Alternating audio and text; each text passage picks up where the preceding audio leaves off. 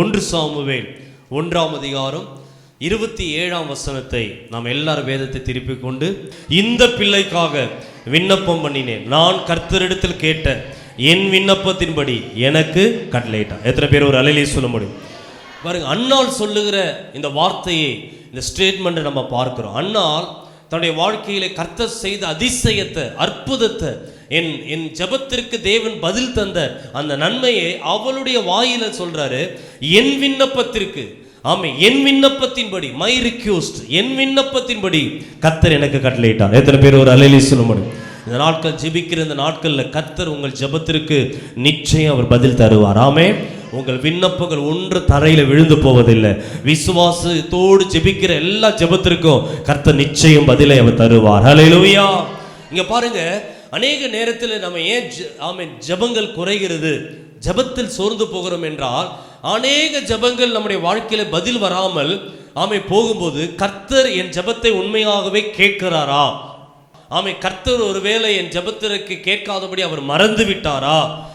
நான் எவ்வளோ போராடி ஜெபிக்கிறேன், ஏன் இந்த ஜெபங்கள்லாம், ஏன் இந்த காரியங்கள்லாம் என் வாழ்க்கையில இன்னமும் அப்படியே இருக்கிறது என்று பல சூழ்நிலைகள் நம்முடைய வாழ்க்கையில் இருக்கலாம், பல போராட்டங்கள் இருக்கலாம். ஆனால் நீங்க ஒன்று அறிந்து கொள்ளணும், நம்முடைய தேவன் சர்வ வல்லமை உள்ளவர். எத்தனை பேர் ஒரு அல்லேலூயா சொல்ல முடியும்?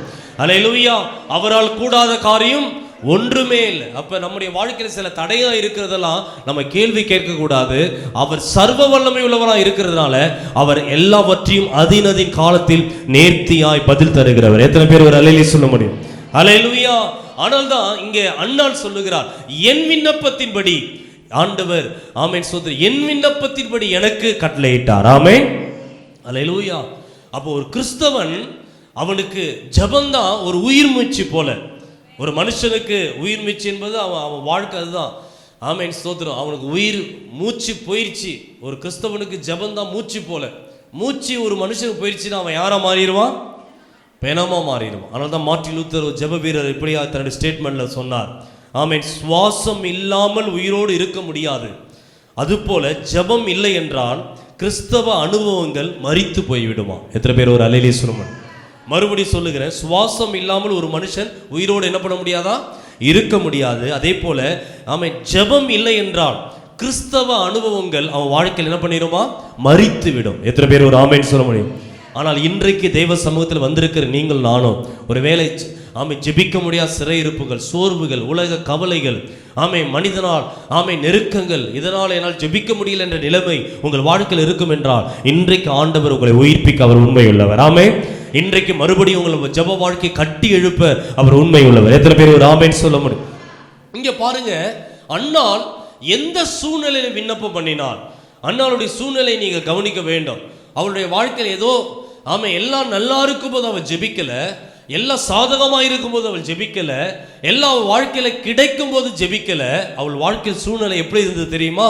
நீங்கள் 1 சாமுவேல் 1ஆம் அதிகாரம் 6ஆம் வசனத்தை நீங்கள் வாசிக்கும் போது, போதும் கர்த்தர் அவள் கற்பத்தை அடைத்தபடியினால். ஆமென்.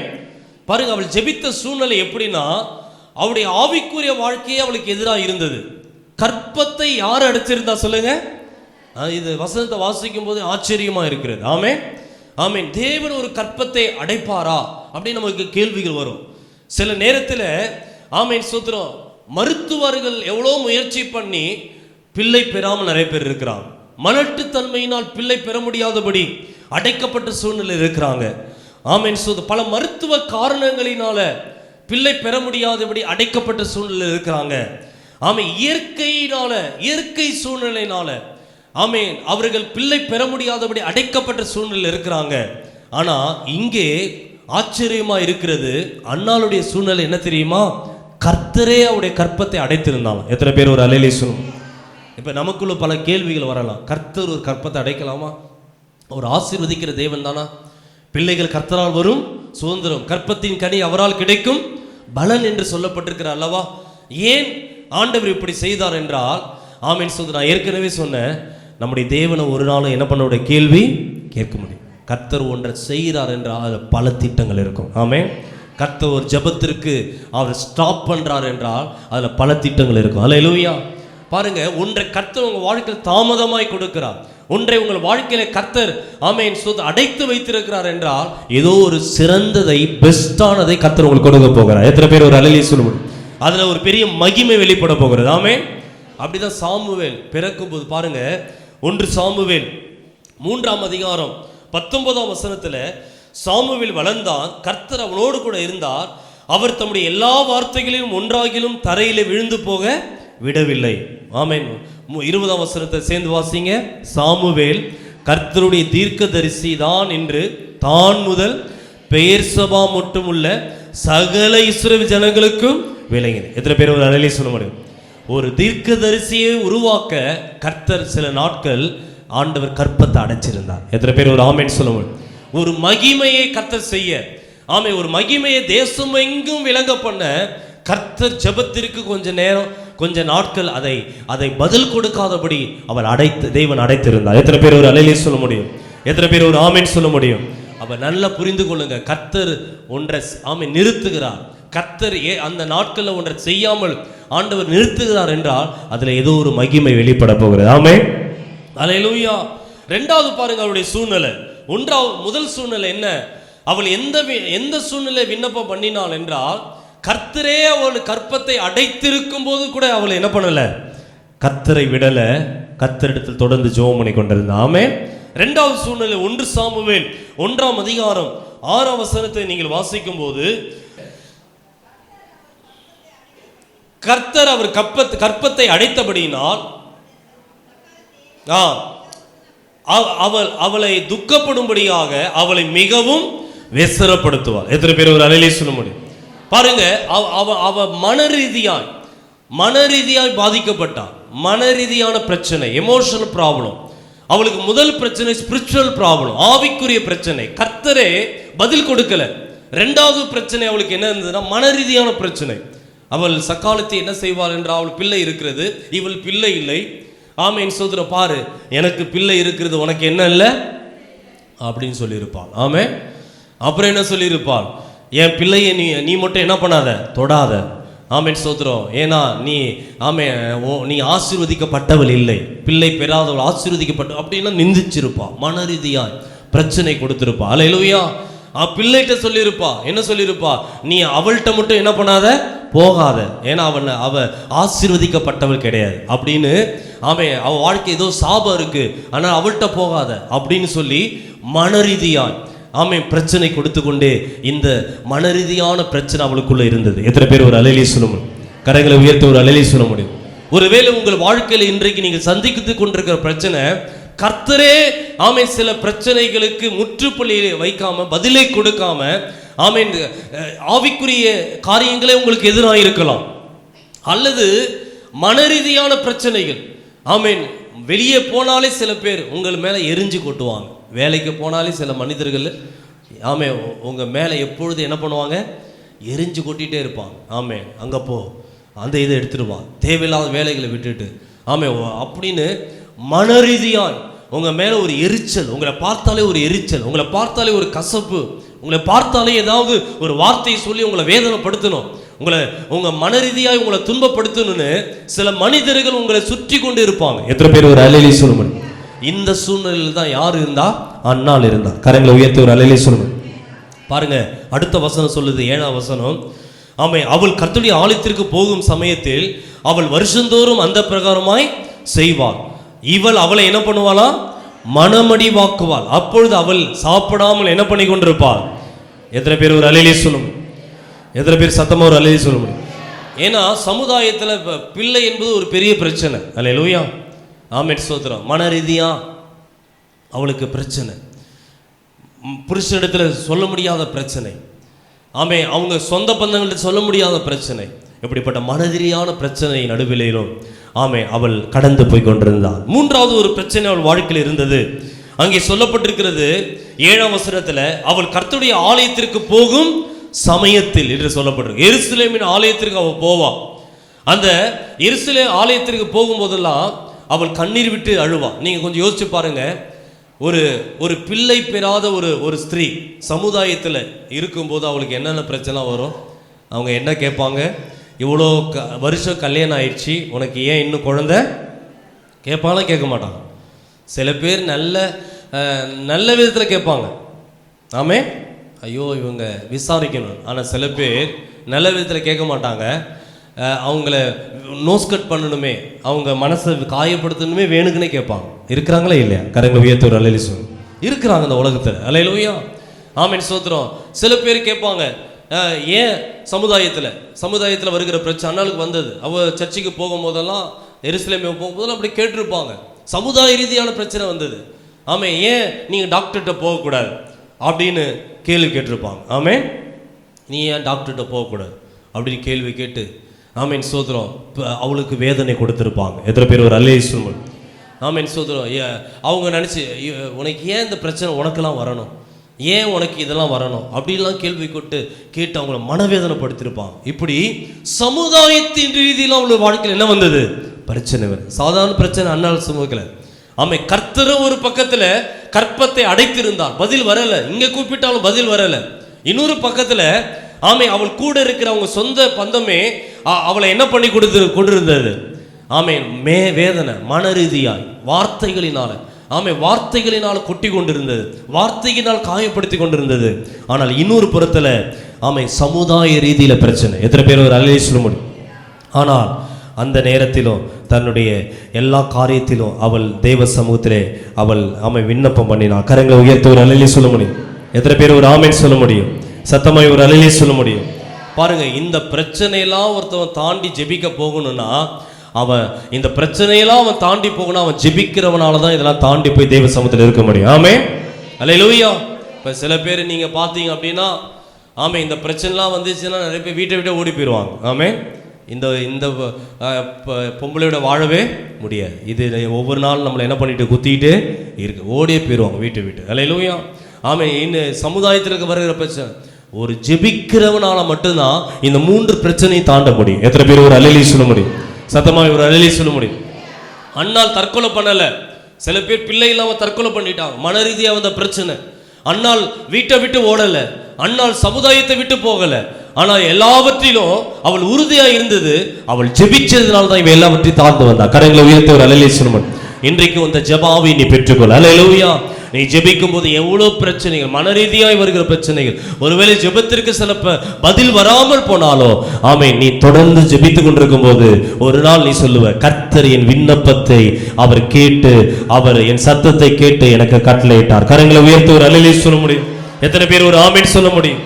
பாருங்க, இந்த சூழ்நிலையிலும் ஒரு பக்கம் இதெல்லாம் போய்கொண்டிருக்கிறது, ஒரு பக்கம் அவள் ஜெபத்தை விடல. ஆமே, ஒரு பக்கம் பிரச்சனை போய்கொண்டிருக்கு, மன ரீதியான பிரச்சனை.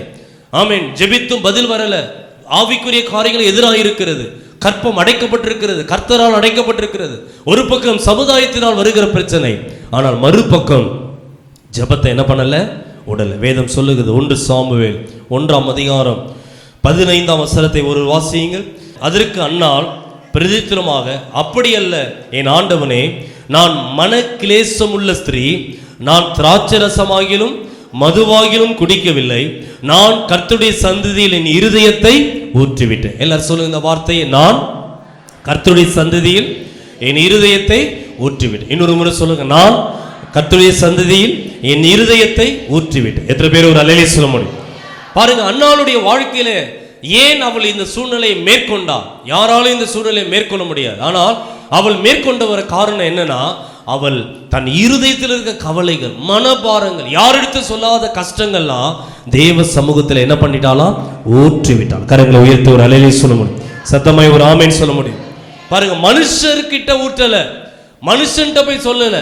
மனுஷன்கிட்ட சொல்லியிருந்தாலும் மனுஷன் என்ன பண்ணுவோம், ஒரு நாள் அந்த பிரச்சனையை ஒரு நாள் பகடை காயா வைத்து நிறைய பேர்கிட்ட பேசிட்டு இருப்போம். ஆமே, மனுஷன்கிட்ட போய் பிரச்சனைகளை சொல்லியிருந்தா அண்ணாள் அப்படின்னா, ஆமே, ஒரு நாள் இது சரியானாலும் அந்த குறைய பல இடங்கள் மனுஷர்கள் பேசி கொண்டிருப்பாங்க. அல்லேலூயா, குறை பேசிட்டு இருப்பாங்க. ஆனால் இவ யார் இடத்துல போய் ஊற்றினாள்? சொல்லுங்க, யார் இடத்துல ஊற்றினாள்?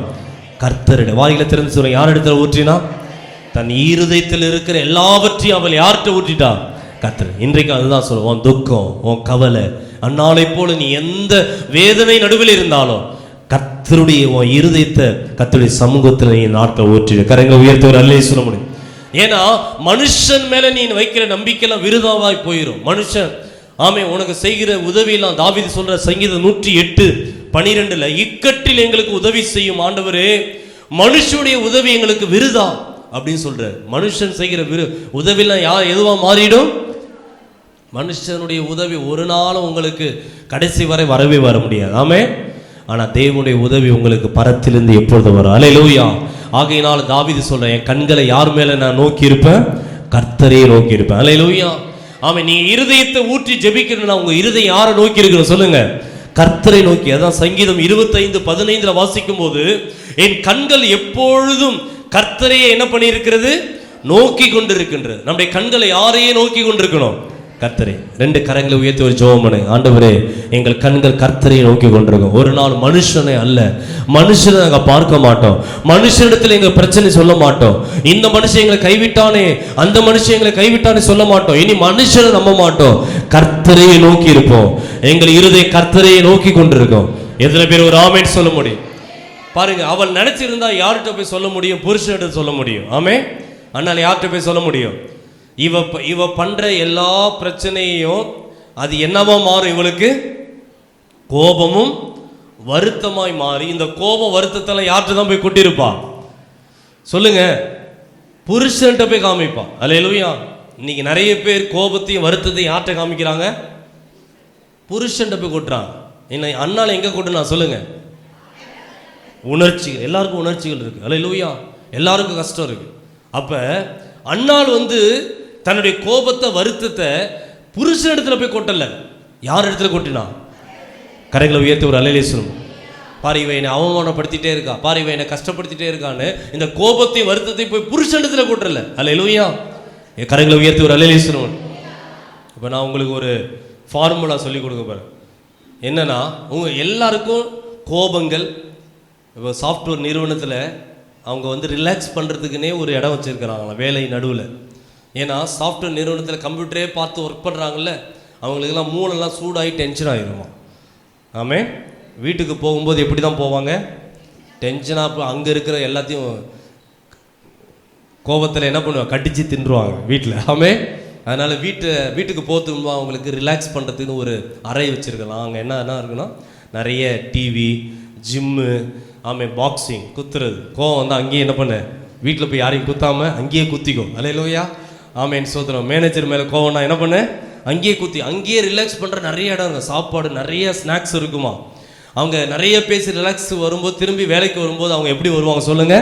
அந்த உணர்ச்சி எல்லாம் அந்த கோபம் என்ற ரிலாக்ஸ் ஆகி அவங்க மெதுமையாக மாறிடுவாங்க. எத்தனை பேர் ஒரு அல்லேலூயா சொல்லணும்? அதனால் உங்கள் வீட்டுக்கார்ட்ட நீங்கள் சண்டை போடாமல் இருக்க ஒரு ஃபார்முலா சொல்லி கொடுத்தா, வீட்டில் போய் கிச்சனில் கத்தி எடுங்க. ஆமே, இப்போ கோபம், இப்போ நீங்கள் புருஷன் மேலே கோபத்தை நீங்கள் கொட்டக்கூடாதுன்னா ஒரு ஃபார்முலா மனைவி மாறுங்க. ஆமே, கிச்சனில் போய் என்ன எடுங்க? ஒரு கத்தி எடுத்து 10 வெங்காயத்தை நறுக்கு வெட்டுங்க. அந்த 10 வெங்காயம் வெட்டுறதுக்குள்ளே கோவம்லாம் மாறிடும். கரெக்டாக உயர்த்தவில்லை? அந்த டைம் கிடைக்குது இல்லை? அல்லேலூயா. அந்த 10 வெங்காயத்தை வெட்டுறதுக்குள்ளே உங்கள் கோபம் என்ன பண்ணிடும்? அதுக்கப்புறம் நீங்கள் புருஷன் இடத்துல கோபமாக என்ன பண்ண மாட்டீங்க? போக மாட்டீங்க. கரெக்டாக உயர்த்த ஒரு அல்லேலூயா. பாருங்க, அண்ணாள் தன்னுடைய வாழ்க்கையில் இருந்த அந்த உணர்ச்சிகளை யார் மேலே கொட்டுனா தெரியுமா? ஆமே, புருஷன் மேலே இல்லை. இவ ஒரு பக்கம் இன்சல்ட் பண்ணிட்டு இருக்கா, ஒரு பக்கம் அவமானப்படுத்திட்டு இருக்கா. வீட்டுக்குள்ளே இருந்து எனக்கு பிள்ளை இருக்கு பாத்தியா, உனக்கு என்ன இல்லை? பிள்ளை இல்லை. ஆமே, நீ ஒரு குறைவுல இருக்க, ஆனால் நான் எல்லாம் நிறைவா இருக்கேன் அப்படின்னு அவளை இன்சல்ட் பண்ணிட்டே இருக்கும்போது இந்த கோபம் வருத்தம்லாம் அது ஆகி உணர்ச்சி கட்டுப்படுத்த முடியாம புருஷன் மேல அந்த கோபமும் மாறாம தன்னுடைய வருத்தத்தெல்லாம் யார் மேல அந்த உணர்ச்சி எல்லாம் கொட்டினா? தன் இருதயத்தை தேவ சமூகத்தில் ஊற்றினா. கரங்களை உயர்த்தி ஒரு அல்லேலூயா சொல்ல முடியும்? எத்தனை பேர் ஒரு ஆமென் சொல்ல முடியும்? இன்றைக்கும் தேவ சமூகத்தில் இவ்வளவு சூழ்நிலை எதிராக இருக்கும்போது நீ தேவ சமூகத்தில் உன் இருதயத்தை ஊற்ற பழகு, கர்த்தர் உனக்கு பதிலை தருவார். அல்லேலூயா. இரண்டாவதாக 1 சாமுவேல் 1:11 ஒரு வாசியுங்கள். சேனைகளின் கர்த்தாவே, தேவரீர் உம்முடைய அடியாளின் சிறுமையை கண்ணோக்கி பார்த்து உம்முடைய அடியாளை மறவாமல் நினைத்தருளி உமது அடியாளுக்கு நீர் ஒரு ஆண் பிள்ளை கொடுத்தார். அவள் உயிரோடு இருக்கிற சகல நாளும் நான் அவனை கர்த்தருக்கு ஒப்பு கொடுப்பேன். அவன் தலையின் மேல் சவரன் கத்தி என்ன பண்ணுவதில்லை? படுவதில் என்று ஒரு பொருத்தனை பண்ணினான். எத்தனை பேர் ஒரு அல்லேலூயா சொல்லுங்க? பாருங்க, இந்த வசனத்துல 3 ஜெப குறிப்பா அவர் கேட்கிற ஆண்டவர்ட்ட. முதலாவது என்ன தெரியுமா? உம்முடைய அடியாளின் சிறுமையை கண்ணோக்கி பார்த்து. ஆமென். இரண்டாவது ஜெப குறிப்பு என்ன தெரியுமா? உம்முடைய அடியாளை மறவாமல் நினைத்தருளி. ஆமென். மூன்றாவது ஜெப குறிப்பு என்ன தெரியுமா? உமது அடியாளுக்கு ஒரு ஆண் பிள்ளையை கொடுத்தா. கரங்களை உயர்த்தி ஒரு அல்லேலூயா. ஆமென். இன்னொரு ஆங்கில புஸ்தகத்தில் சொல்லப்பட்டிருக்கு, ஆண்டவர்ட்ட அவ எப்படி தெரியுமா ஜெபித்தா? ஆண்டவரே, என் வலி, என் இருதயத்தில் இருக்க வலி தெரியுமா? அது யாருக்குமே தெரியாது, அதை கொஞ்சம் பாருங்க ஆண்டவரே. எத்தனை பேர் ஒரு ஆமென் சொல்லுவோம்? ஆண்டவரே, என் சத்தத்தை தள்ளிடாதீங்கப்பான்னு ஜெபித்தாள். ஆமென். எனக்கு ஒரே ஒரு பிள்ளையை மட்டும் கொடுங்கப்பான். ஆமென். ஆனா வேதம் சொல்லுகிறது, அவள் எப்படி பொருத்தனை பண்ணினானா, எனக்கு ஒரு பிள்ளையை நீர் கொடுத்தீரானா அது உமக்கே நான் என்ன பண்ணுகிறேன், கொடுக்கிறேன்னு பொருத்தனை பண்ண. இதுதான் தேவ ராஜ்யத்தின் சிந்தனை. கரங்களை உயர்த்தி ஒரு அல்லேலூயா. பாருங்க, நிபந்தனை என்பது என்ன தெரியுமா? பொருத்தனைக்கு நிபந்தனைக்கு என்ன தெரியுமா? ஆமென், ஸ்தோத்திரம். வேறுபாடு. நிபந்தனை என்பது நீர் எனக்கு ஒன்றை கொடுத்தா அதுக்கப்புறம் நான் உமக்கு அதை என்ன பண்றேன், தரேன். அதுதான் ஆண்டவருக்கு வைக்கிற நிபந்தனை. ஒரு தேவ பிள்ளை நிபந்தனை வைத்து ஜெபிக்க கூடாது, பொருத்தனை பண்ணி ஜெபிக்க வேண்டும். எத்தனை பேர் ஒரு அல்லேலூயா சொல்லுங்க? அல்லேலூயா. பாருங்க, நிபந்தனை என்பது சுயநலம் உள்ளது, பொருத்தனை என்பது சுயநலம் இல்லாதது. எத்தனை பேர் ஒரு ஆமென் சொல்லுங்க? நிபந்தனை என்பது மனதிலிருந்து வருகிறது, ஆனா பொருத்தனை என்பது ஆவியிலிருந்து வருகிறது. எத்தனை பேர் ஒரு அல்லேலூயா சொல்லுங்க? அல்லேலூயா. நிபந்தனை என்பது எனக்கு என்ன கிடைக்கும் என்று பார்ப்பது ஆண்டவர். பொருத்தனை என்பது நான் அதை கர்த்தருக்கு எப்படி பயன்படுத்த போகிறேன், எப்படி அவருக்கே நான் கொடுக்க போகிறேன் என்பது. கரங்களை உயர்த்தி ஒரு அல்லேலூயா சொல்லுங்க. நிபந்தனை என்பது காலப்போக்கில் மறந்துடும், ஆனா பொருத்தனை பண்ணிட்டு அது ஒரு நாள் என்ன பண்ணாது, மறக்கவே மறக்காது. அல்லேலூயா. நிபந்தனை என்பது காலப்போக்கில் மாற செய்யும். ஆமென். என்ன செய்யும்? மாறும். காலப்போக்கில் மாறிடும். ஆனா பொருத்தனை பண்ணிட்டோம்னா அது என்ன பண்ணுவது, மாறவே மாறாது. கரங்களை உயர்த்தி ஒரு அல்லேலூயா சொல்ல முடியும். நிபந்தனை ஆசீர்வாதத்துக்குரியது, ஆனா பொருத்தனை என்பது தேவ ராஜ்யத்துக்குரியது. கரங்களை உயர்த்தி ஒரு அல்லேலூயா சொல்ல முடியும். அப்ப இன்றைக்கு நீங்க என்ன செய்யணும்? இந்த அன்னாளை போலனா, ஆண்டவரே, நீர் எனக்கு ஒன்றை கொடுத்தா, ஒரு பிள்ளையை கொடுத்தா, அதை யாருக்கு நான் தருகிறேன்? உமக்கே தரேன். வாயை திறந்து சொல்ல, யாருக்கே தருகிறேன்? கரங்களை உயர்த்தி ஒரு அல்லேலூயா சொல்ல முடியும். எத்தனை பேர் ஒரு ஆமென் சொல்ல முடியும்? அல்லேலூயா. ஆமென், ஸ்தோத்திரம். என்னுடைய அம்மா அப்படிதான் ஜெபம் பண்ணாங்க. எனக்கு ஒரு எங்க அக்கா, முதல் விமலா அக்கா பிறந்தாங்க, என்னுடைய சகோதரி. ஆமென். ரெண்டாவது இன்னொரு அக்கா. மூன்றாவது பிள்ளை பிறக்கும்போது நான் வயிற்றில் இருக்கும்போது ஜெபம் பண்ணேன், இன்னொரு ஒரு ஆண் பிள்ளையை கொடுத்தா உம்முடைய ஊழியத்தை செய்ய, உம்முடைய வேலைக்காக அந்த பிள்ளையை உமக்கே நான் என்ன பண்ணுகிறேன், கொடுக்க. கரங்களை உயர்த்தி ஒரு அல்லேலூயா சொல்லுங்க. அதுதான் நல்ல பொருத்தனை. ஆமென். ஆமென், ஸ்தோத்திரம். ஆண்டவர் நமக்கு ஒன்றை கொடுக்கிறதுக்கு முன்பதாகவே பொருத்தனை பண்ணிவிடும். என்னன்னா, இதை உமக்கு பயன்படுத்துவேன் அப்படின்னு நிறைய பேர் பொருத்தனை பண்ணியிருக்கான். நமக்கு கொடுக்குற வாகனமாக இருக்கலாம். ஒரு நல்ல கார் உங்களுக்கு கொடுக்குறான்னு வைத்துக்கொள்ளுங்க.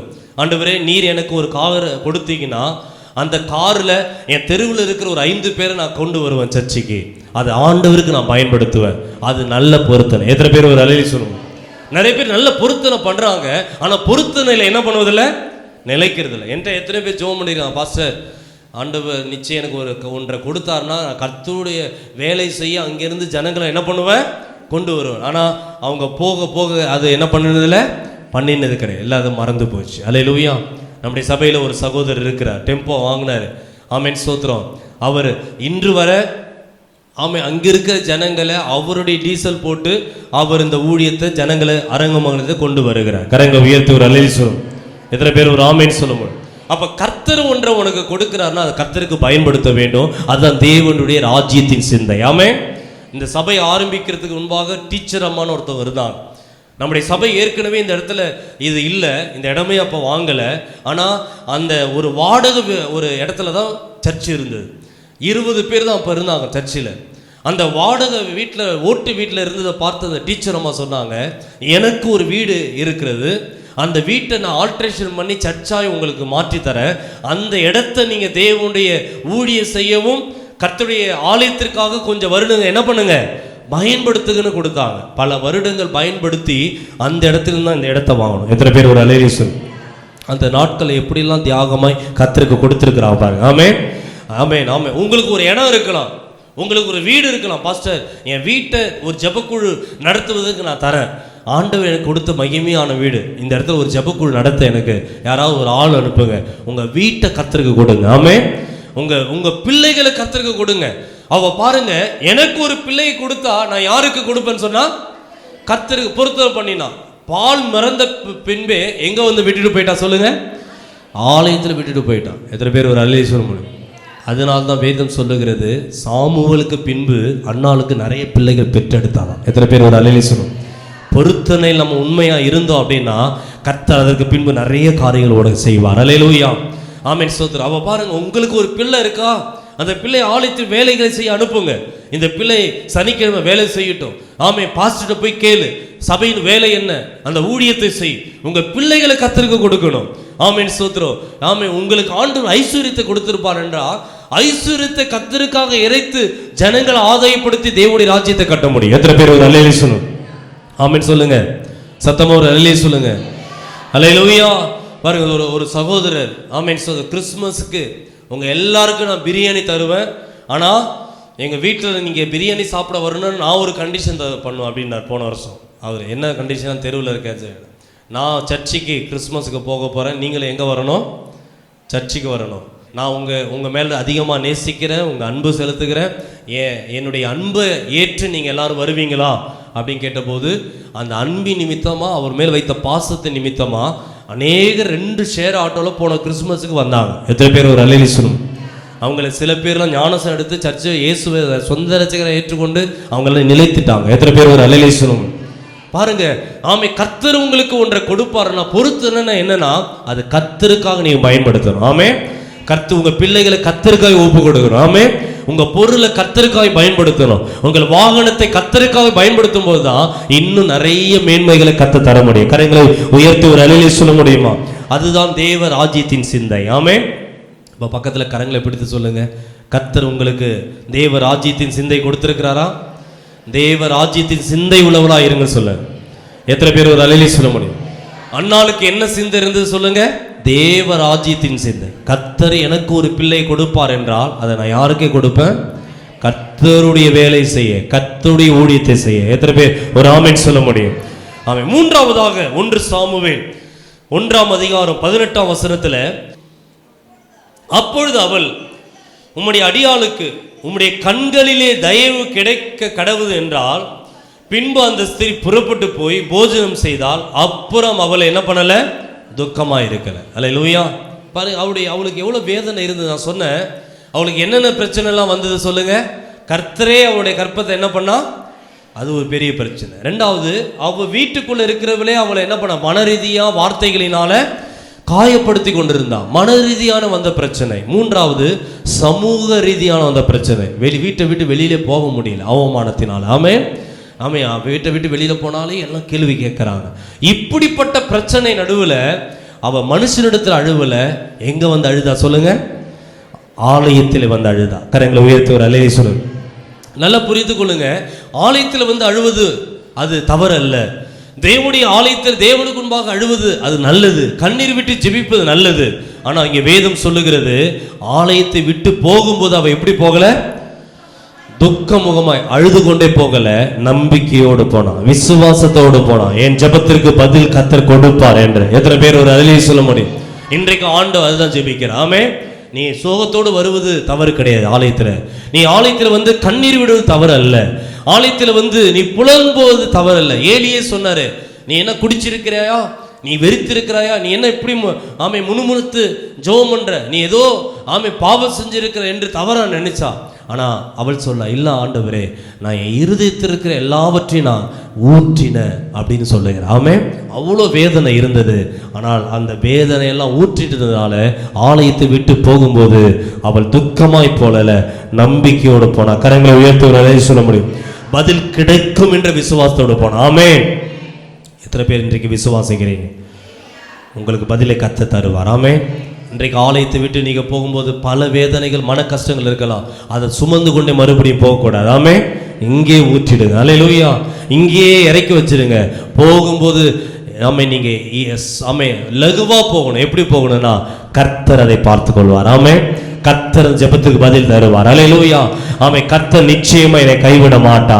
நீ கர்த்தர் இந்த சத்துருக்கள் எனக்கு விரோதமாய் கிரியை செய்து கொண்டிருக்கிறாங்க, எனக்கு விரோதமாய் உருவாக்கப்படுகிற எந்த ஆயுதமும் எனக்கு வாய்க்காமல் போகும். எத்தனை பேர் ஒரு ஆமென் சொல்ல முடியும்? எத்தனை பேர் ஒரு ஆமேன்னு சொல்ல முடியும்? நம் கண்களை மூடி ஜெபம் பண்ணுவோம். சோ அண்ணான் சொல்லுகிறார், ஆமே, என் விண்ணப்பத்தின்படி எனக்கு கட்டளையிட்டார். நான் கர்த்தரிடத்தில் கேட்ட என் விண்ணப்பத்தின்படி எனக்கு கட்டளையிட்டார். தேவ பிள்ளையே, இந்த ஜெப நாட்களிலே நீ என்ன விண்ணப்பம் செய்கிறாயோ உன் விண்ணப்பத்தின்படி உனக்கு கட்டளையிடுவார். நீ ஆராதிக்கிற தேவன், நீ கர்த்தரிடத்தில் கேட்ட உன் விண்ணப்பத்தின்படி உனக்கு ஆண்டவர் பதில் தருவார். நம்ம இருக்கிற இடத்துல எல்லாரும் எழுந்து நிற்போம்.